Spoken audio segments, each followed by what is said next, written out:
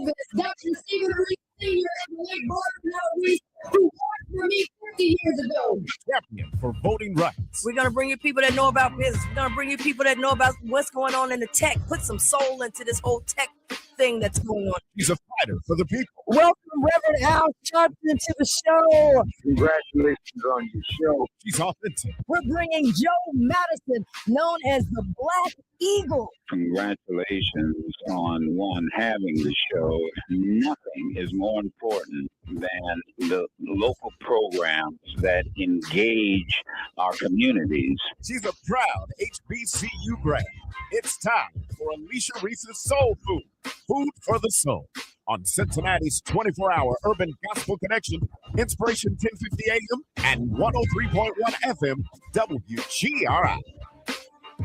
And hello, everyone. Well, where we are at Cincinnati, Ohio, there's snow. I don't know. The weather people got it wrong on one of those days, Tuesday, but it's right today. It's really bad snow outside. But listen, that's a good time to listen to Alicia Reece Soul Food because, we bring all the hot sauce. We don't care what the weather is. We're bringing the hot sauce, and we're so excited. It's Black History Month, ladies and gentlemen, and it's 100 years that we have been acknowledging Black history. We started with a week. Carter G. Woodson, thank you so much. We went to a month. Now, there are some people say, oh, it's just 28 days. And Black history is every day. Yes, it is. But guess what? For those who are not acknowledging it every single day, we're going to stop and we're going to take those 28 days and make sure that you are acknowledging a lot of the work that has happened and the work that continues to happen in Black history. So this month, we got a lot going on. We got a new and improved show. Our show is, I won't say new, because our show is already phenomenal, but we are always looking to improve. And I'm just so happy for my crew. We're putting together every week. Do not miss a week because we're getting better and better and better. We just keep getting better. And we've got a lot of information. I want to thank all of you who have been stopping me over 9 years for the Alicia Reece Soul Food Show. Now, I've been in this for 30 years. 30 years. My first radio show at Grambling State University 30 years ago on KGRM FM and 50,000 watts of sound. And it was very popular. We were in 3 states, Louisiana, Arkansas, and Mississippi. And then from there, we just, I had a lot of different shows. And I produced shows, I've had shows, I produced documentaries, different things. So Black History, 100 years. 100 years of acknowledging Black history. So we're going to have a lot going on this month. And, we keep it going all year long. But we're going to have a lot going on, a lot of great guests, a lot of great stories. And we're going to also have, we're going to talk about some inventions as well this month. Because I remember picking up my phone and someone came back, put online, they can put a lot of lies online. You can't believe everything that you see and everything that you hear. But they were like, oh, black people didn't create nothing, didn't do nothing. And I said, I remember when I was young, my parents made me read this book called Black Inventors. And I had to read this book, and I was in like 5th grade. And I had to memorize some of those inventions because it showed that we can be inventors. We have been inventors. We have invented things. And a lot of stuff we invented was stolen. And so even now in my life, at a point where I'm at now, sometimes I get upset. I say, it's not the idea. It's just that the idea came from a Black person. And so I get frustrated sometimes because I'm like, I got ideas and I got things that can help everybody, not just Black people, but help everybody. But sometimes they want to limit you or they say the idea is no good. So then you just get rid of the idea. And then I've seen it happen to me. And then they come back with the same idea, hoping you forgot. A month later or 2 months later, they come back with the same idea. Say, I got a bright idea. I'll give you something this time. Just recent, not too long ago. Y'all remember with the stadium when we were, since the Super Bowl weekend, I got to tell y'all, since we did go to the Super Bowl that year. And I said, listen, let's have a watch party at the stadium that's owned by the taxpayers. And let's have it free. And they came, boy, they went to work, coming with everything they can do.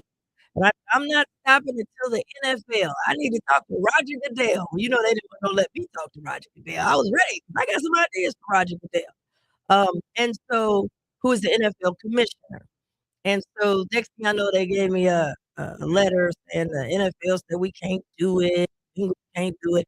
And then literally 7 or 14 days later, we've got a bright idea. Let's have a pep rally in the stadium and have it free. And then they waited a year and a half later and said, we've got a bright idea. Let's have watch parties and charge the people $99.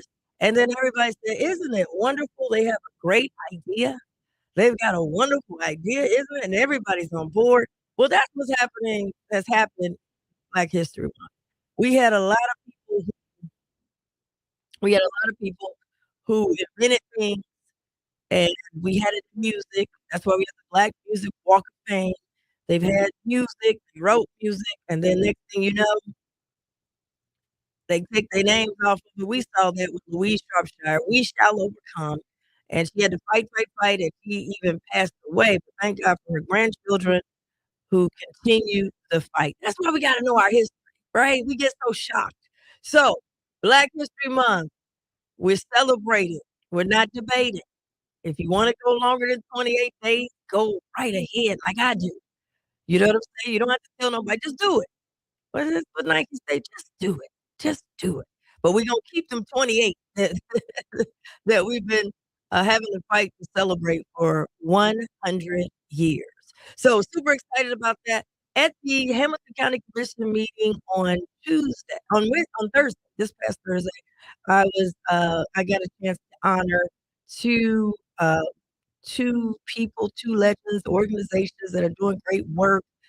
First, the First Ladies of Health. Let's give it up. The First Ladies of Health. Yes, yes, yes, yes.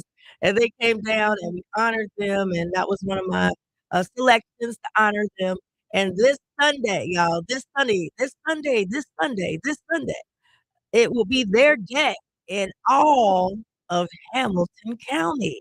So this Sunday, when you go to church and everything, celebrate these ladies, the First Ladies of Health. Shout out to Dina Cranley, John Cranley's wife, who was the former mayor, getting this started, along with Mrs. Barbara Lynch. Thank you, Miss Barbara Lynch. They were at the beginning of all this, and all the First Ladies that's doing it now. And to Miss Regina Lynch. I want to thank her for organizing it. She's one of the co-chairs, and they do a lot. They have saved a lot of lives. They've got all these, they make sure you get your blood pressure checked and your glucose checked. They got dental checks. They had mammographies. They had everything. And I was at New Prospect this past year when they had theirs, and they have them all around. And what I loved about it is that I saw men, some of y'all pastors, but when the wives say, you gonna sit down and get this flu shot, and they were rolling their sleeves up, yes, I will. You go get your blood pressure checked. And so when the women get together, the First Ladies get together, everything shakes. So I want to give a big shout out to the First Ladies of Health. And we had some of the First Ladies come down to be a part of it. I know First Lady Tate was there, and First Lady Garrett was also there. But as First Ladies, but it takes a team, and shout out to the team that have been involved in making this work. Big shout out. So their day is going to be Sunday, this Sunday, y'all. So y'all get to church, y'all hug the First Ladies, you hug the ambassadors that put this together. You tell them thank you, thank you, thank you. And we thank them for what they're doing in Hamilton County. Now, the second person that I got a chance, the second honoree that I selected is the one and only, the late, great civil rights leader and icon, the late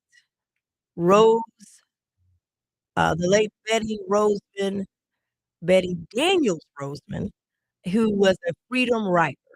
And I want to thank her daughter, Michelle Roseman, was there, and family and friends. PA and Everson Price was there, and all friends. But Judge Judge Mallory as well, and so many others. But her day will be Tuesday in all of Hamilton County. A lot of times we got people sitting right next to us. And I used to sit next to her, and I know she got tired of me asking all these questions. And I was like, Miss Rose, man, how did y'all do it? How did y'all get organized? How did you have the courage? How did you, and I'm so glad because I'm like a sponge, and she's telling me these stories and how they did it and how things didn't look good, but then they came back and they came this way and they wouldn't give up. And she said the biggest thing is don't ever give up. So the late Betty Daniels Roseman. She will have her day in all of Hamilton County. We're going to celebrate it on Tuesday. And we were down there with a proclamation to honor her life. And in her life, I even learned something else. I didn't know she was one of the first Black to go to LSU, integrate LSU. And then my nephew goes to LSU. And he got a scholarship and he's playing basketball. So now when I watch him play and I watch others, I'm like, wait a minute. This wouldn't have been possible without people like Betty Roseman, who, you know what I'm saying, was on the front line. And so things that we think is regular now weren't always regular. So it's Black History Month, 100 years, and we are not stopping. And please make sure that you check it out, okay? Make sure that you check it out, put something up, and share, because they're trying to erase our history, but remember, they cannot erase what God creates. That's my theme. You cannot erase what God creates. So wanted to tell you that. And so now um, we got a new component, a new segment, and we're super excited for the hot sauce moment. That's right, the hot sauce moment. We're adding the hot sauce moment. We're bringing all the hot sauce. This month, the hot sauce is Black History Month. And today we're excited to feature the one and only. He happens to be my father, but he is a Black history maker and continues to make history. Dr. Stephen Reece Sr. And he has a documentary. I got a chance to do a documentary. Let's check out the trailer as we get ready for the hot sauce moment, the interview with Dr. Stephen Reece Sr. Check it out. The words that describe my father is from the bottom up because nobody gave him anything. He's our GOAT, the greatest of all time. Whenever I need somebody to tell me the truth, he's the person that I go to.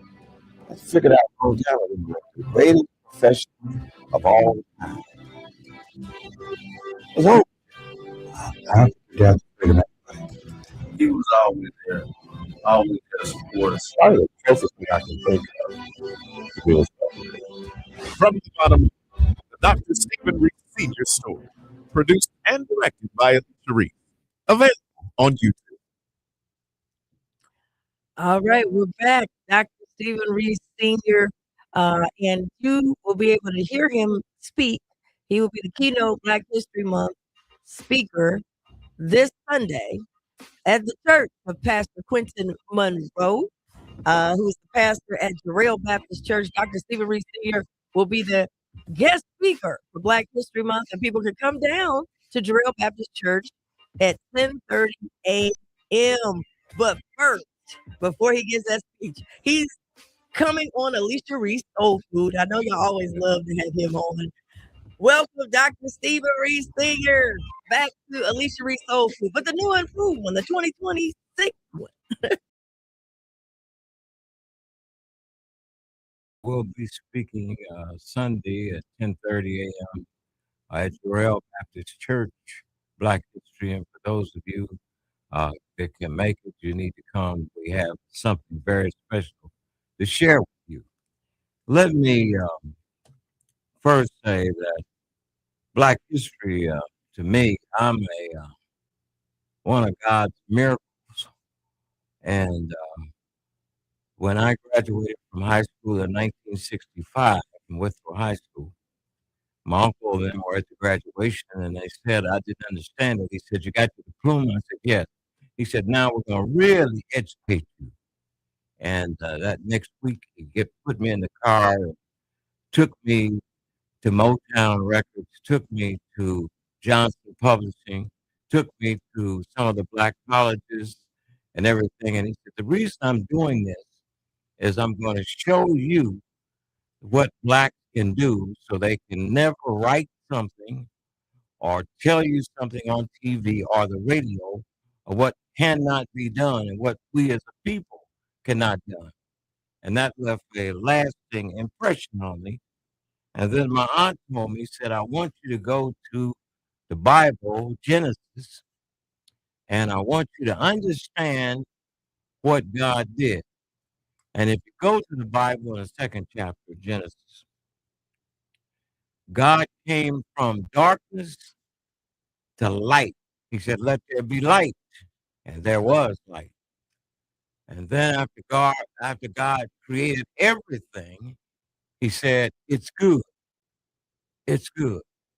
And when he got ready to create man, he reached down in the dirt, in the dust, and created man.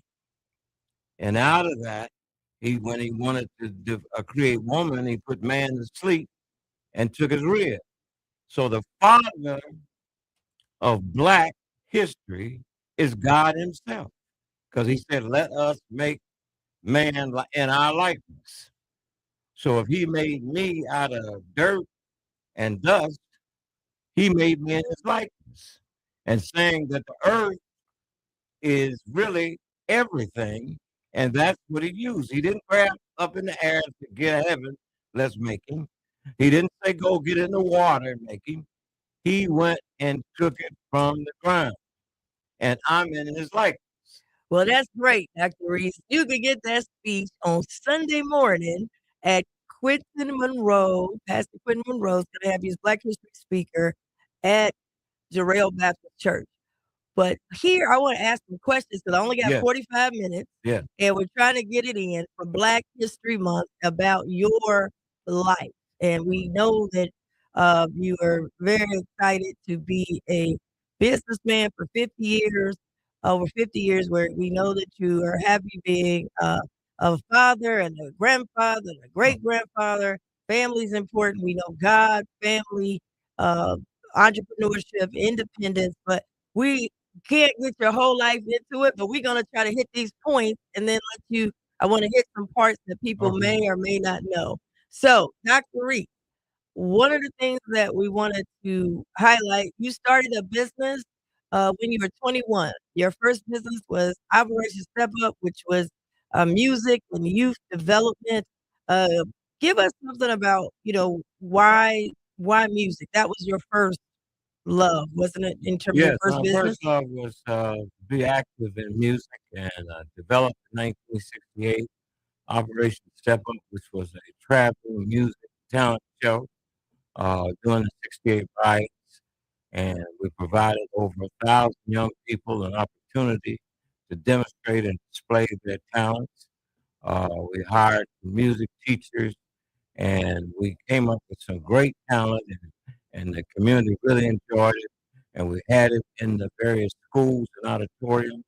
It was free, and gave a lot of people a real opportunity. Operation Step Up was a nonprofit funded by the J. Ralph Corbett Foundation and backed by the City Council, the mayor, Eugene Ruhlman, and chairman of the Finance Committee, William J. Keating. And we won a national award in Washington that time, Hubert Humphrey, for one of the best programs of this kind in the country. Wow. And then you took the music. I remember you were saying you wanted to own a record store at the bottom and offices at the top. And you mentioned earlier that you went to see, your uncle took you to see Motown and Ebony Johnson buildings, but you went to Motown and kind of saw how it was going. Yeah. And you became a local rep for Motown. Talk about that, and then how did it move into you having an independent label? Because everybody's hollering now, I'm independent. but it was not easy back then, and you did it. At that time, I used to be the advance man for Motown in the Midwest, and my job was to go uh, to the various locations wherever they booked Diana Ross, the Supreme, Stevie Wonder, whatever, and take the contract and check out the facility and see if the facility matched the contract and whether it ought to be a good place for them to book their artists. And I got a chance to know a lot about promotions and a lot about facilities, and I met a lot of the artists, and it was quite an experience. And Temptation Supreme, you name them, I had them, and I'm just that experience touched me, and it led me to developing and producing my own album, Barbara Howard on the Rise, uh, and we went in the studio independently, put up our own money, got our own arrangements and everything, and we produced an album that sold over 200,000 copies, made the Billboard chart, and got us on Mike Douglas, David Cross, Upbeat, all those were national shows. Sammy Davis was with us, and then led to Barbara performing with Stevie Wonder uh, out at the Jazz Festival at that time. Wow. So I had the whole experience of producing, marketing, selling records, and that was before independent records.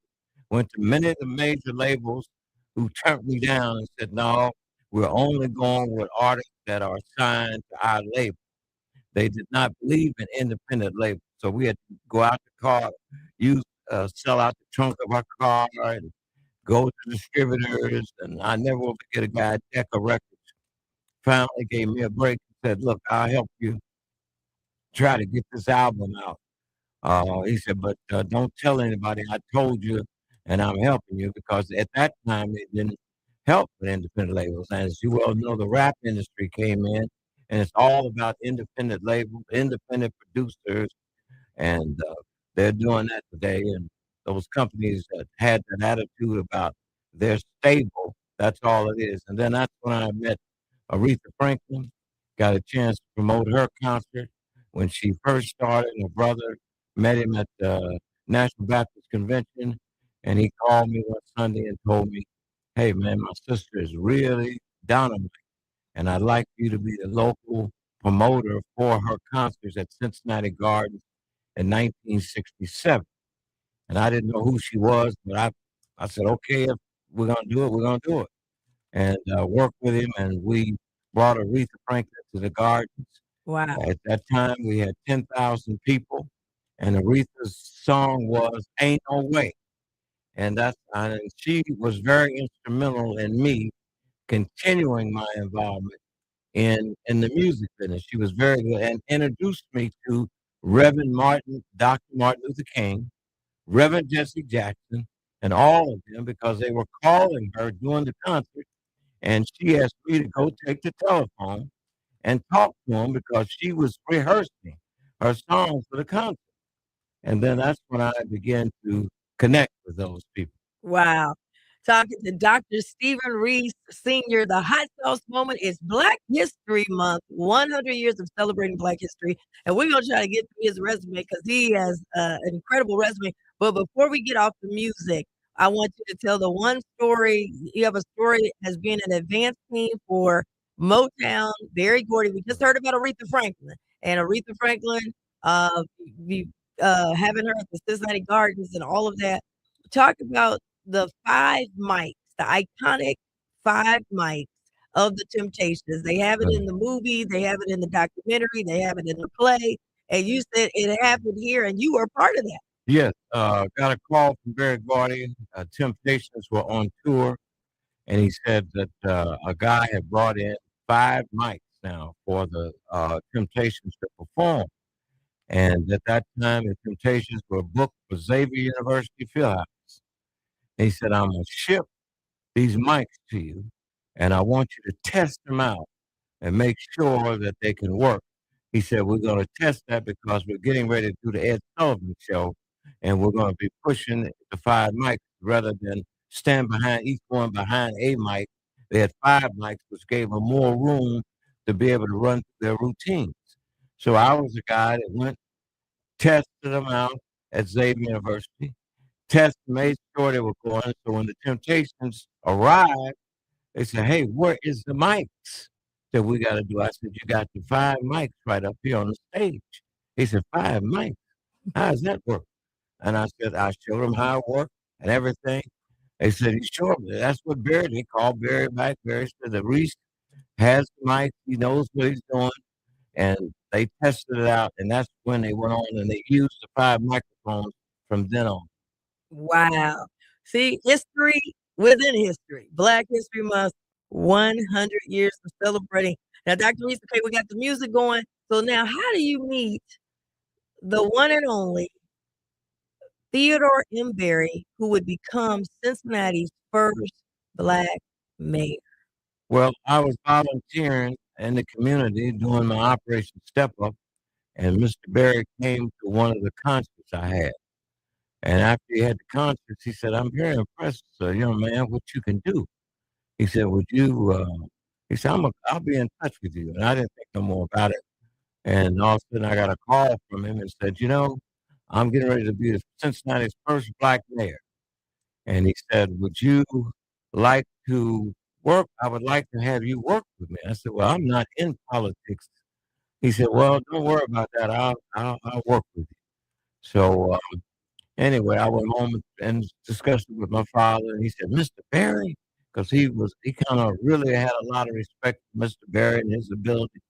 He said, "If you could work for Berry, it is more than a college education he's going to give you in politics. And you'll be around one of the great civil rights leaders, great lawyers, and great politicians." So I went down to his office, and I never forget, he was in the front office. He said, "Well, go in the back." He said, "What's happening?" He had all these files piled up to almost the ceiling. I said, "Man, I can't do this. I'm not a secretary. I thought you wanted me to be assistant."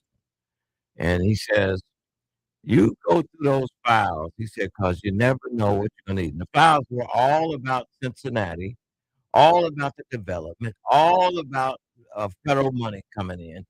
And I didn't know. So I ended up keeping a job. My dad said, the money don't mean anything right now, Steve. This experience you can get from this guy. Nobody's going to train you like Barry. So I went on and went through those files. Long story short, when Barry got ready to become mayor, uh, the charter committee and all those committees, they wanted to have an interview to see who ought to be his chief of staff. At that time, they were bringing in people from Harvard and Yale and all those, coming in. And Ted came in and said, "Hey, I didn't see where you interviewed to be my chief of staff at City Hall." I said, "Well, Mr. Barry, they're bringing in these people from Harvard and Yale and all these other places." He said, "No, I want you to go for the interview."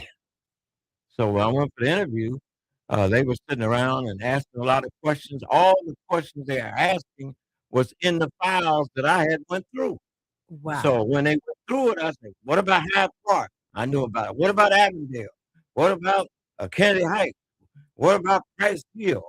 What about College Hill?" I had all the information and knew it because I memorized. I had to read all these papers under Barry. So when it came out of it, Barry said, "I would like to have uh, Steve Reece as my chief of staff." I was 27 years old, and they said they had to deliberate it over the overnight and all that kind of stuff. But God was in the work, and Barry, they came back and said, "Okay, Steve, you're going to be Barry's assistant." And can you imagine the first time a Black mayor and a Black chief of staff? And here we are in the city of Cincinnati where they don't really want us to really advance and shine. And that meant that everything that went through Barry, went through me, went to Barry. Barry ran it. I had it. I checked the schedules. I went to the meetings and represented him. And we went through some difficult days, but we made it out and stayed there from 72 to 75. And the experience I got with Barry in politics was the foundation for me as I went forward in my own career. Wow. Dr. Stephen Reece Sr. I don't know if I know we put it up earlier. That's the photo. Dr. Stephen Reece Sr. in the mayor's office. And at that time, they called it administrative assistant. Today, they call it chief of staff. First black mayor, first black chief of staff. And that's a huge deal. And I remember they did something in the newspaper. They put the same picture up. So I think, this AI stuff. And they took your name off. They have a picture with Mayor Perry standing just where you're standing. And they took off your name. But we got the original. So anyway, so that got you into politics. You end up running for. He ends up not running again. This is in what year? Well, Barry was 65, and when he finished, he was 68. And he says, I'm just tired and I'm not going to run. And I said, he came to me in September and asked me if I would run in his place.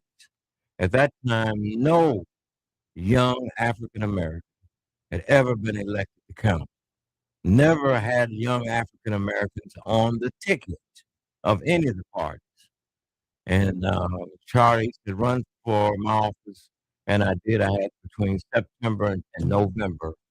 And I got 35,516 votes. I missed it by about 3,000 votes at that time because I started late in the game. Wow, let me go back. 35,000 votes, and you didn't come in the top. I didn't come in the top top 9. No. And this just tells you how voter turnout has gone so low. We elected one of the mayor's races. It was 33,000. And it just keeps going down. People are not coming out like they're supposed to. But back then, you got 35,000, you don't even make it. And we've got people who have made it on council with 20-something thousand votes. So you came up short in that, and being a young black man running for that position, which had never been. They never wanted me as young as I was in my 20s and having the knowledge that Barry had given me and the exposure he had given me. They did not want me on the council. Yeah. See, that's the very important thing. It's not your age, it's your experience. Now they'll go say, oh, well, you want young, we'll find young. But you had too much training under Mr. Barry, Mayor Barry, who was older, more experienced, civil rights attorney. He had been to Washington, had been the mayor. You had been in the office, so they want to cut off. And that's the same thing they do today. They want to cut off the people who got experience. They don't care what age you were, but they figure, hey, at your age, and if you got this experience, we'd have to deal with you a long time. Right. So you didn't do that. You didn't make it, and you decided to go into business.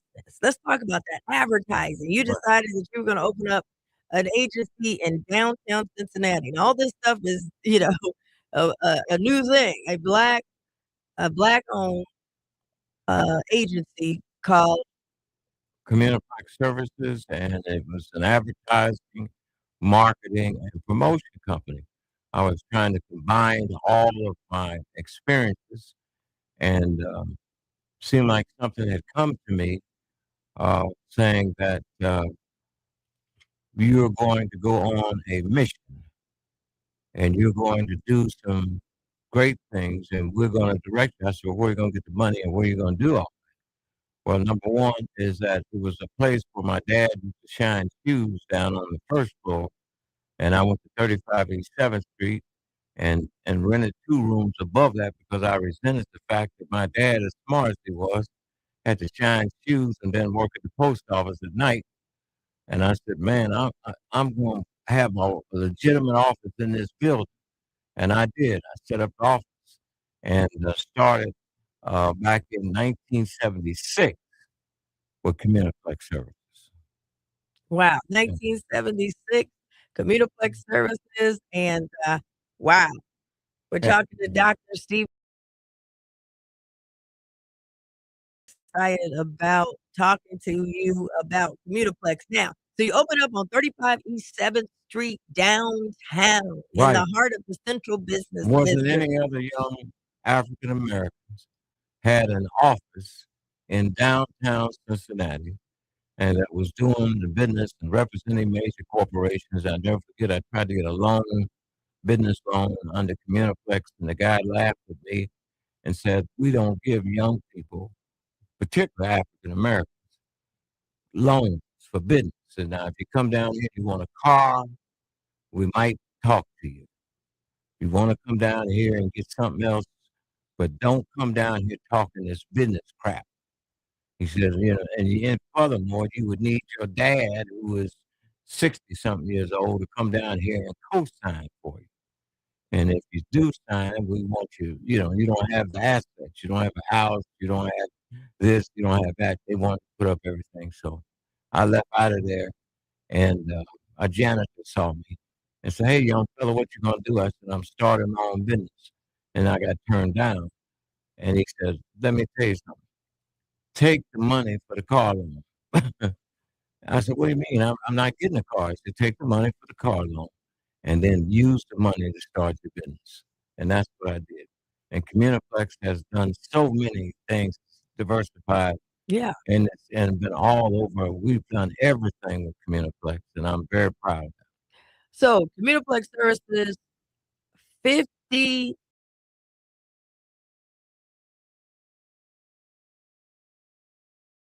don't know, let's talk a little bit about Communiplex because I think it's important. Communiplex Services is an advertising agency. You just got the award, a year ago, as you were the first Black on the uh, Advertising Club board, and you went on and got an award from the Advertising Board, not the Black advertiser, but the Advertising uh, Club. You got the Lifetime Achievement Award. You got the highest honor of the Silver Award for all of the campaigns that you put together. Uh, let's talk about just a few of them. I mean, you people go and click over on phones. You did Yeah. that for Cincinnati Bell called Three Way and Call Wait, and now we just click over like it's no big deal. We do it on our cell phones now, but Well, your company led that campaign. let me just say, I'm just going to name some Yeah. things that Communiplex done. We created the whole idea when Cincinnati Bell was afraid and said that three-way calling and call forwarding would not work for African Americans. And we designed and strategized and established a marketing program. And the first marketing program that they tried was in Avondale. And it was the highest selling service of all time.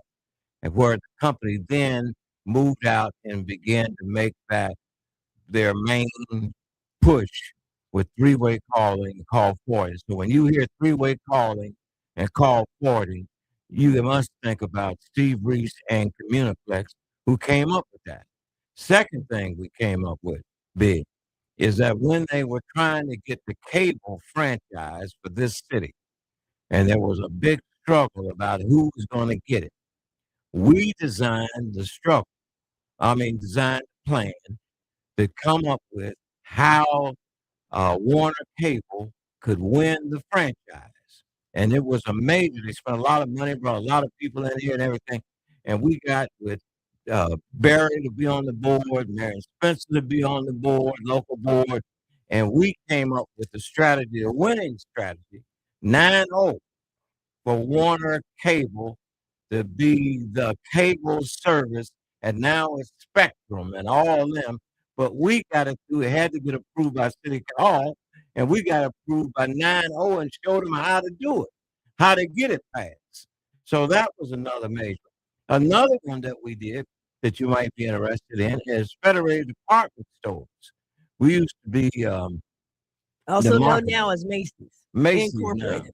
At that time, they did not have a minority set aside program, and their buyers were not familiar with it. And a lot of the rap artists and a lot of the people were trying to sell their goods and services to Macy's. And Macy's would not. They would put if they did take it, they would put their merchandise in the basement. And I was sent by Mr. Goldfetter and Mr. Lazarus to San Francisco to put together a minority marketing plan and purchasing program for Federated. Flew from San Francisco to Atlanta, met with all the buyers in the country. And at that time, people were had all the labels and stuff. I had people, I was there for a week FUBU and all those things. and convinced all the buyers to take the merchandise, don't position it in the basement, Right. but move us to a better spot where it's lit and everything, and give the black buyers and fashion coordinators an opportunity, which became in that year the number one seller of blue jeans and T-shirts and Yeah. all It kind of allowed for merchandise. black designers to have Yeah. their stuff into Right. all the Macy brands, right? Everything that Federated owned, and it was before, and the computers were just coming out, and you created the first ever supplier diversity. Right. It was called a clearinghouse then. But so when you Right. hear about this of supplier diversity councils and supplier diversity, you gotta register, and they've got this database. You created the first database through Federated Department Stores, which owned all of Macy's Inc. and all of the other subsidiaries that they own, Shillitoes and so forth, all over the country. And Communiplex Services, your agency, put together the first ever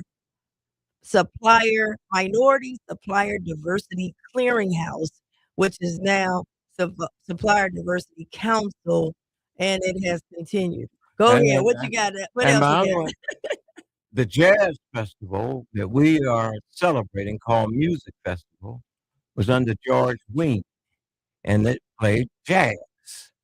And George was losing money, and Dino St. Angelo at that time was a local person involved nationally with them and asked me to fly to Boston to meet with George Wein. I flew to Boston with him and spent 3 days with him. And George was going to pull that festival out of our city. He said, because we're losing a ton of money. They had Miles Davis, Nina Simone, all of them. And I convinced them to test market soul. George said, I can't touch that. I'm a jazz artist. I'm a promoter, Steve. I said, well, you can stay in the background. Let Dino come out front. And me and him went to Winston-Salem cigarettes down there, Cool, brother. And those Cools on doing it. And then we were moving from Crosby Field down to the Red Stadium. And I never forget, Dino said, Steve, you think I can get some of the soul people? I called Aretha Franklin. I never forget Barry Gordy and Quincy Jones, and asked them if they would help me get some artists to agree to perform at the jazz festival. He said, well, that's jazz. I said, it's not going to be jazz. We're going to change it over to soul. Mhm. And we did 80,000 in 2 days here. And George Wein said, man, that's what we're going to do from now on. And then Dino took me to Houston, Chicago, Hampton, and some other cities because they were trying to convince the radio and the community to get involved with the jazz festival. So the first one, I was there. I saved the festival that are down there now. Everybody, music festival, music festival. They run on stage and all that. They wasn't even around. We did that through Communiplex. And George Wein. All right. Now let's also talk about the sports. Communiplex Services.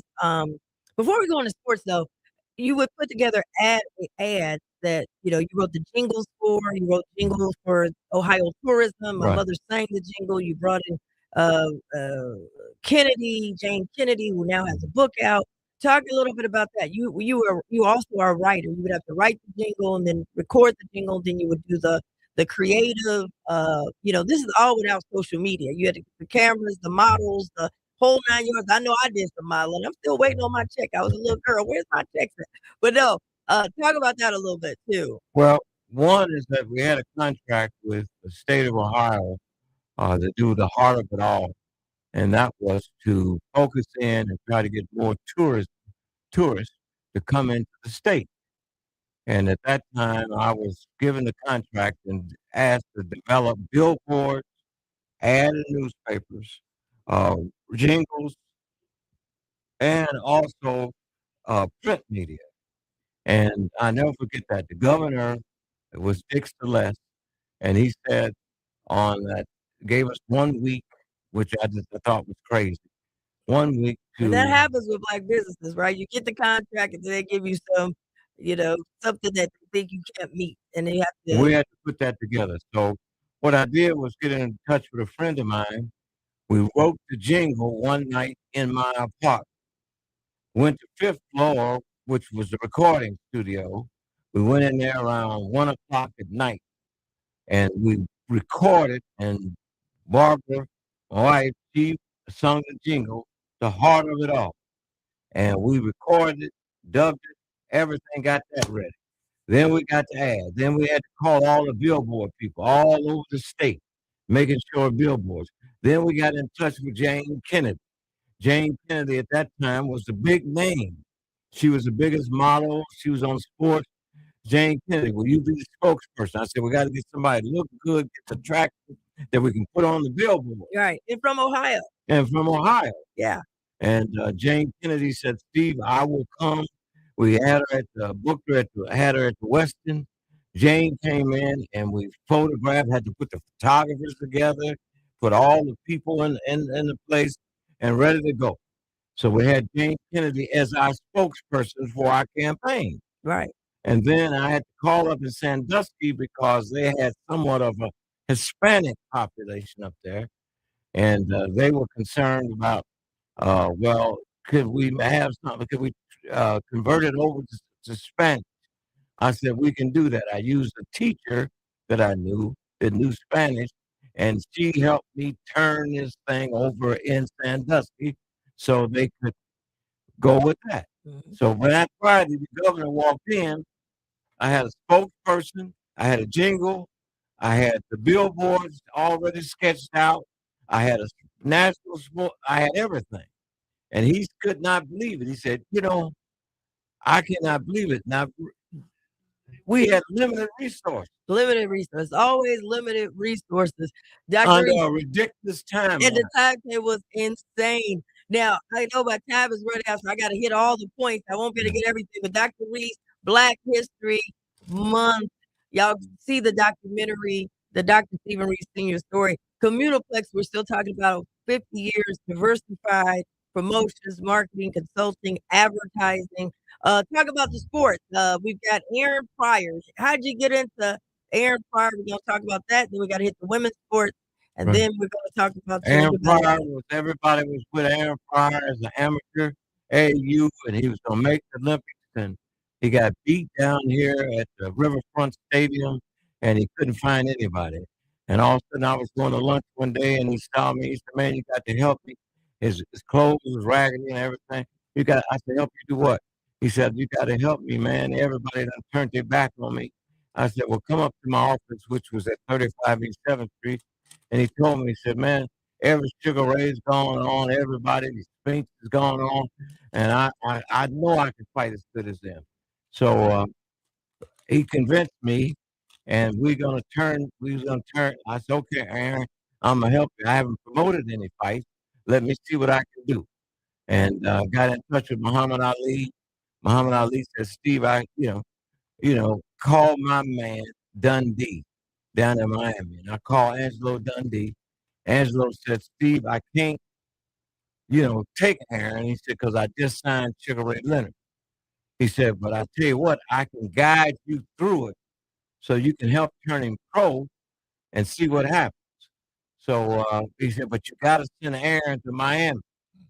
I discovered up the money and sent Aaron down there a whole week. And so Dundee could see him. Dundee called me back and said, "Steve, he definitely has the ability to be a world champion." He said, "But you need to turn him pro in Cincinnati." And I never forget, I applied for a boxing license, and they took me through the third degree in Cincinnati. Didn't want to give me the license.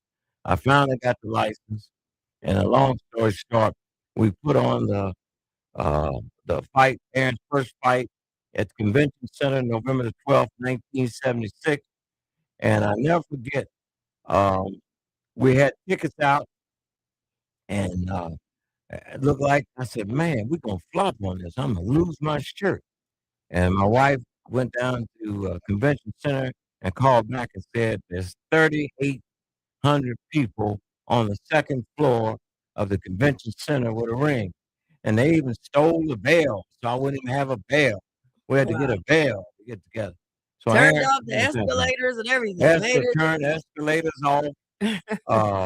Had all kind of crazy stuff. We had to be out at a certain time.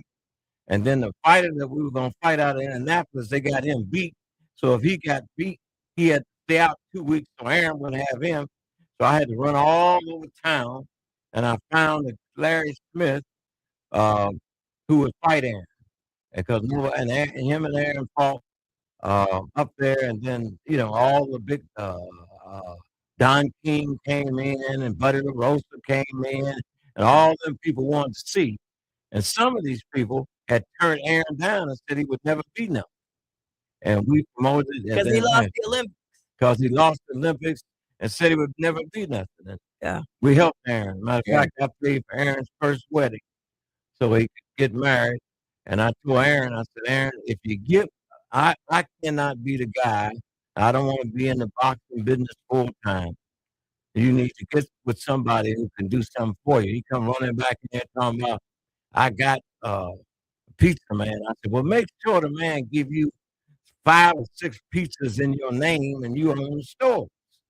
But anyway, he went that route, and he did become a Hall of Famer, and it wouldn't have happened if you didn't have a chance. And CBS News Sports interviewed me about that. Yeah. The life of Aaron Pryor. And it's in the documentaries on the HBO special. Check out the documentary on YouTube, the Dr. Stephen Reece Sr. story from the bottom up, and you'll hear a lot more. But you're a small company, small black-owned company. You put everything on the line and could have lost everything, your shirt.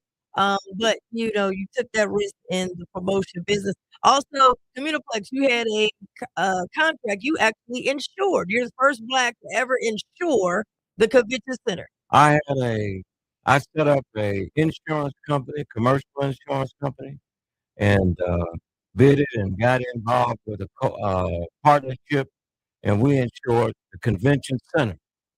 Wow. I blew the airport out in Blue Ash. I insured the Crew Tower. My name was on it, and Communiplex was on it, and we were the insurers. Wow. For them to be able to continue business with these entities. Wow. Now, that's a big deal. Black History Month. I don't think they have any black insuring anything of that magnitude. The other thing, Communiplex, let's go to women's sports. I know our time is winding down.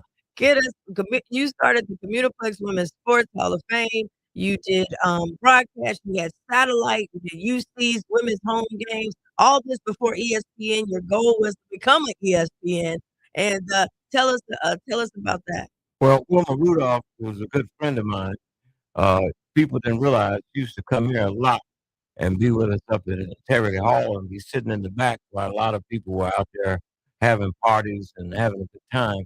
And we decided that we were going to start a women's sports hall of fame because women were not being recognized across the country. And we brought some of the top women into Cincinnati, had a ceremony, and inducted them into the Communiplex Women's Sports Hall of Fame, like Jackie Joyner Kersey and Cheryl Miller.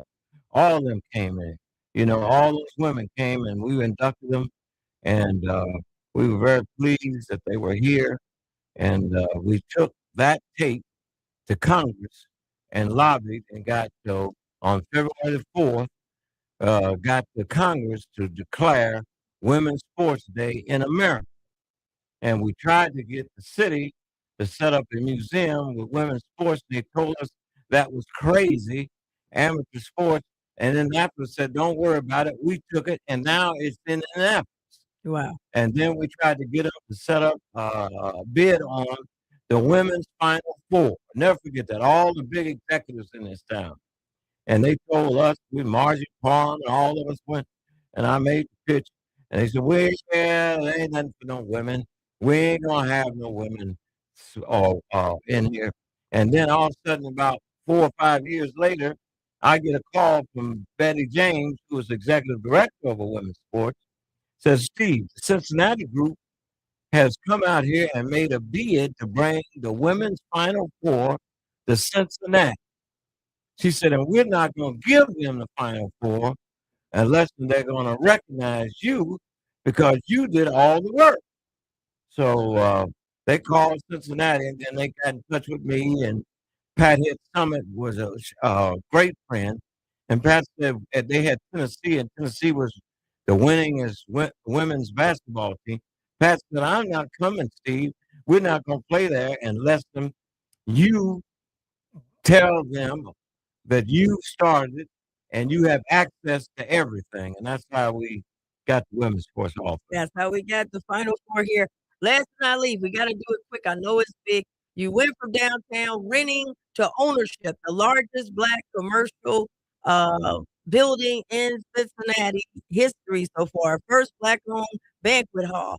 Can you tell us about going there quickly and how that? Well, we bought an old photographic studio, and the lady didn't want to sell the studio to me, or a black period, and we had to, use some techniques to do that.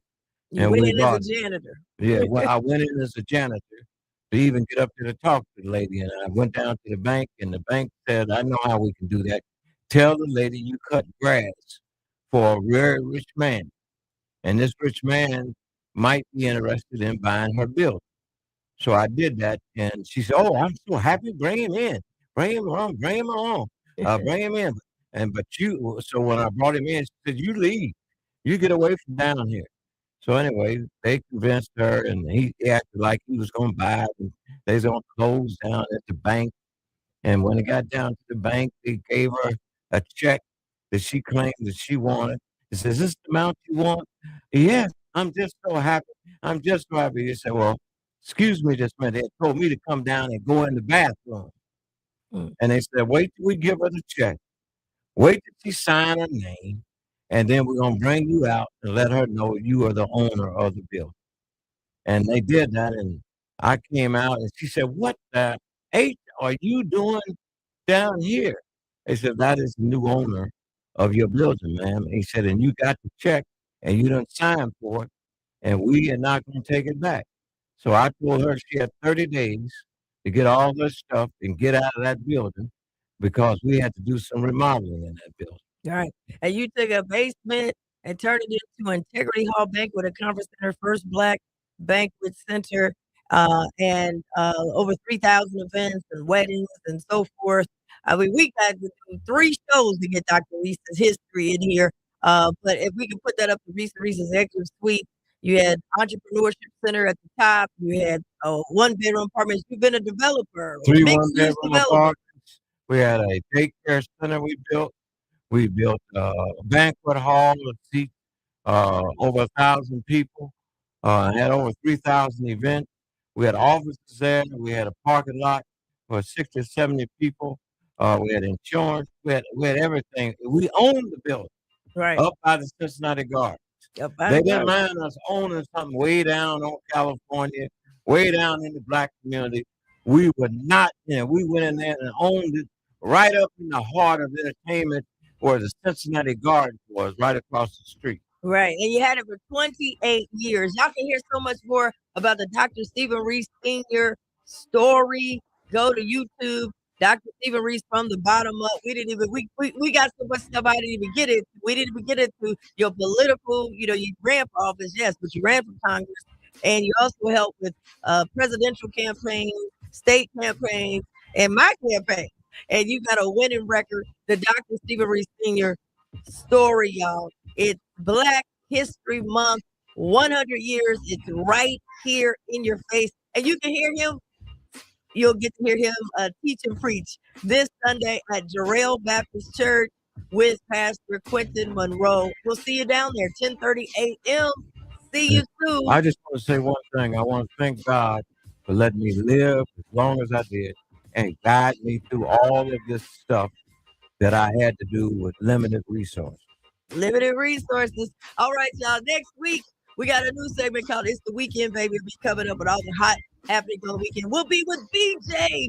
Beverly Odoms will be at your fashion show tomorrow, Saturday at the Hilton Gardens, right there in Evanston. All right, I gotta go, y'all. It's the hot sauce.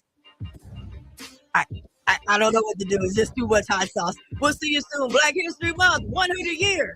Peace.